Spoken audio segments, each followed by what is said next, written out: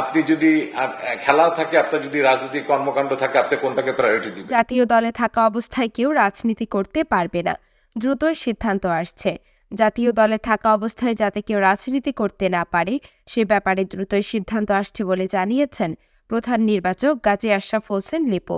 আজ সোমবার মিরপুরে এক সংবাদ সম্মেলনে সাকিবকে পাকিস্তান সফরের দলে নেওয়ার বিষয়ে প্রধান নির্বাচক গাজী আশরাফ বলেন, অবশ্যই বর্তমান পরিস্থিতি নিয়ে আমরা চিন্তিত। তার নিরাপত্তা আমাদের নিশ্চিত করতে হবে। সাকিব আল হাসান বাংলাদেশের একজন টপ প্লেয়ার। সিলেকশনের ক্ষেত্রে আমরা ভেবেছি যেহেতু তিনি একজন রাজনৈতিক ব্যক্তিত্ব, মূলত তার মেধার বিবেচনায় তাকে দলে নেওয়া হয়েছে। জাতীয় দলের হয়ে খেলা একজন ক্রিকেটার রাজনীতি করতে পারেন কিনা সেটা নিয়ে অনেকদিন ধরে বিতর্ক চলছে। গাজী আশরাফ বললেন, তারা এবার বিষয়টি নিয়ে সিদ্ধান্ত নিতে যাচ্ছেন। তার ভাষায়, যে সংস্কারের ছোঁয়া লেগেছে তা এগিয়ে যাবে। কেউ জাতীয় দলে থাকা অবস্থায় রাজনীতি করতে পারবেন না, এটা নিয়েও হয়তো কোনো সিদ্ধান্ত আসবে। কোনো রাজনৈতিক দলেরও কি উচিত কোনো রানিং খেলোয়াড়কে তাদের দলে নেওয়া?